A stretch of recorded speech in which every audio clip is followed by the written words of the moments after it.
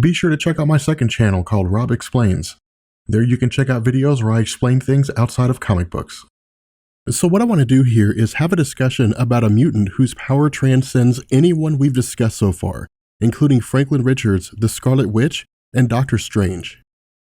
In this video, I want to talk about a mutant by the name of Matthew Malloy.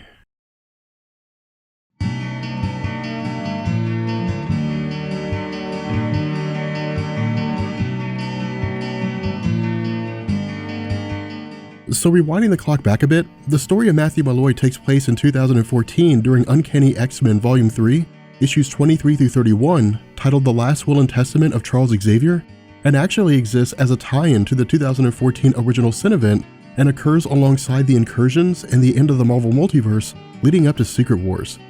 In a 2014 interview with Comic Book Resources, Brian Michael Bendis had stated that because Original Sin focused on the reveal of information regarding characters from across the Marvel Universe, the idea came to him to use Original Sin as a jumping-off platform to throw out any number of ideas regarding the various secrets of Charles Xavier's life.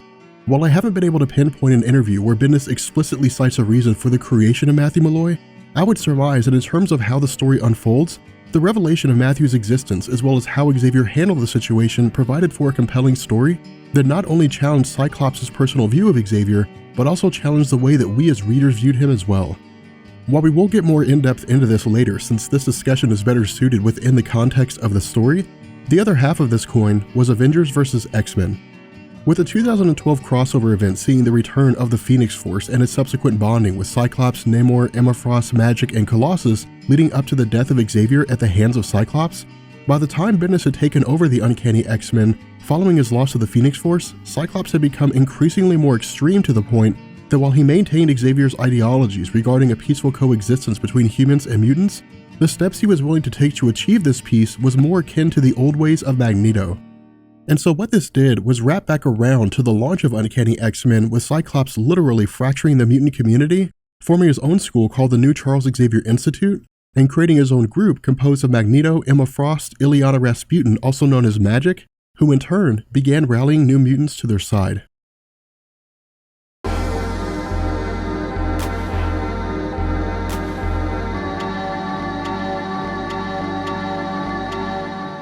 So getting into the story of Matthew Malloy, his introduction is actually a slow build. Instead of providing a backstory for his character immediately, Bendis instead chooses to give us glimpses of Matthew and revolve the majority of the first several issues around the X-Men and the last will and testament of Charles Xavier. Initially appearing unnamed, Matthew is introduced by way of what seems to be a sister-in-law. While shying away from her attempts to speak with him, as he's depicted here, Matthew isn't scared so much for himself as he is for everyone else. The reason for this becomes apparent when his sister-in-law's continued attempts to speak with him cause Matthew to lash out in fear, resulting in his sister-in-law as well as everyone within a 10-mile radius being completely annihilated. Jumping to the X-Men, with Jennifer Walters, also known as She-Hulk, still working as a lawyer, her arrival at the Jean Grey School and the reveal of Xavier's will also comes with a caveat in that everybody who's part of the will has to be present for its reveal. Because Cyclops' school exists in a hidden location, while this presents a bit of a challenge, the true issue here is that the X-Men in Jean's school haven't really faced Scott since he killed Xavier. When Cyclops killed Charles, while he was in prison for his actions, he was also broken out by Magneto and spent his remaining time as a vigilante leading up to the current situation. Now, under normal circumstances where the story would see the X-Men turning a criminal over to the authorities, within the realm of Marvel Comics, the mutant community is largely self-contained, meaning they really like to keep things that involve other mutants within their own house, and they don't really like involving authorities outside of the mutant community in their own personal affairs. And so where the X-Men within the Jean Grey School are tentative about contacting Scott, at the end of the day, they had all been brought together by Xavier at some point over the course of their lives, and as such, even if only out of respect, they all owe it to Xavier to put their civil war aside and meet for this one last thing. Picking back up with Matthew, Bendis cracks the door open a little further on the gravity of the situation when Maria Hill with S.H.I.E.L.D. uses a remote device and meets Matthew at the site of his explosive outburst after an unspecified amount of time. Because S.H.I.E.L.D. exists to monitor all threats on the planet Earth, the actions of Matthew did not go unnoticed.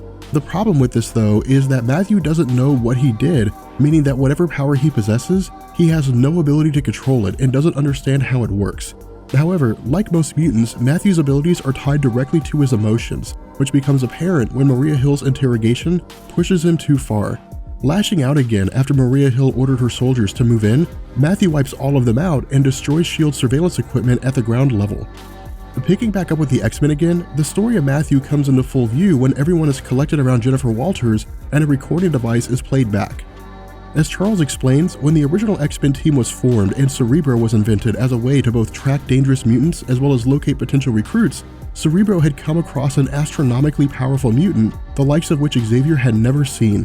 While he initially considered it to be a glitch in the system or a malfunction, his testing revealed that what he was seeing was real. Deciding that the best course of action was to meet with Matthew directly by creating a psychic illusion of himself as a child, Xavier was met with Matthew, who's 8 years old at the time and is playing outside of his home. As Matthew plays with his toys, what he does is he pits them against one another, and as they clash, Matthew unintentionally releases a psychic backlash that seemingly destroys his home and decimates the area. Recovering from the incident, Matthew reveals to Charles that this isn't the first time that this has happened.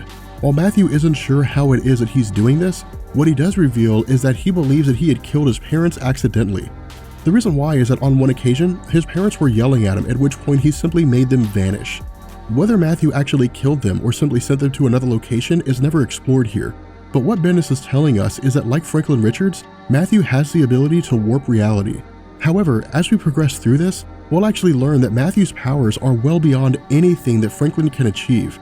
And so by snaking his way into Matthew's life as a friend, Xavier was able to make his way into Matthew's emotional barriers, and in doing so, began the slow process of erecting psychic blocks without Matthew noticing. Now this is something I'd like to focus on for a second, and the reason why is because what this moment does is throw the concept of Charles Xavier and what he stands for into question. What I mean here is that Xavier is effectively telling us that this child poses a threat to the world, and that Xavier himself is the sole individual capable of understanding that threat and isolating it. In truth, Charles Xavier positioned himself as the judge, jury, and executioner of this child. And so what I'd like you to do is mull this idea over in the back of your heads, and as we're going through this story, once we reach the end, I'd like you to post a comment on whether or not you think that what Charles Xavier is doing here is right or wrong. Now as time progressed, Charles Xavier maintained the psychic image of himself as a child who would grow alongside Matthew, which served to keep the illusion alive and allowed Xavier the ability to continually erect psychic barriers in Matthew's mind. However, as time progressed, Matthew began to realize what it was that Xavier was doing. Now, whether or not Matthew knew what Xavier was doing all along or simply came to the realization one day isn't really expanded on here, and in truth, it doesn't really need to be. The significance of this moment is that Xavier was successful in putting up mental blocks, but despite these barriers, Matthew's power was of such a scale that he was able to deduce that this depiction of Charles Xavier was an illusion. After casting it aside in an effort to keep from enraging Matthew, Xavier states that the reason Matthew has been able to do these things is because he's a mutant who can draw on energies from another dimension. And so faced with this information and the dangers that come with it, combined with the knowledge that his inability to control his powers resulted in the death of his parents, at the request of Matthew, Xavier finalizes the mental barriers and places memory dampeners in Matthew's mind, removing his ability to use his powers, and in turn, allowed him to forget the fact that he is a mutant. And so as Matthew began to grow into adulthood, Xavier constantly kept a close eye on him to ensure that the blocks were holding and his memory was not coming back. But with Xavier dead at the hands of Cyclops, the duty now fell to the rest of the X-Men to ensure that Matthew does not become a threat to the rest of the world. Now, something I'd like to focus on here is Cyclops.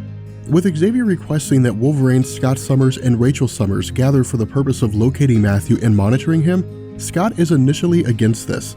To Scott, while he had killed Xavier, the information revealed here goes against everything they've experienced so far. To him, the ideology of a peaceful coexistence between humans and mutants was an intricate part of the X-Men philosophy that explicitly entailed allowing mutants to decide their own fates by choosing to fight with or against the X-Men. To Cyclops, while Xavier had been pushing this idea on him, he in turn was violating the very principles that they had stood for by forcing his will onto Matthew. As a result, Cyclops believes that this entire experience with the X-Men is a lie and that Xavier himself is nothing like the man they were led to believe. Now, while some of the X-Men share this sentiment, at the end of the day, their feeling is that regardless of the fact that Xavier was hiding this information, this request comes from the wish of a mentor who had since passed, and if for no other reason, the X-Men should honor it for the sake of everything that Xavier had given over the years. Now, transitioning back to Matthew, following his destruction of the S.H.I.E.L.D. soldiers, Maria Hill had kept her distance, but also called in the help of Exodus, an Omega-level telepath who once operated as a Horseman of Apocalypse, as well as Headlock, a minor hero who served as part of the West Coast Avengers and also possesses telepathy and the ability to cast illusions in the minds of others. Working at the request of Maria Hill, Exodus attempts to enter the mind of Matthew, and while he is initially successful, once Matthew becomes aware of what Exodus and Headlock are doing, Matthew destroys their brains and telekinetically snaps their necks, killing them in the process.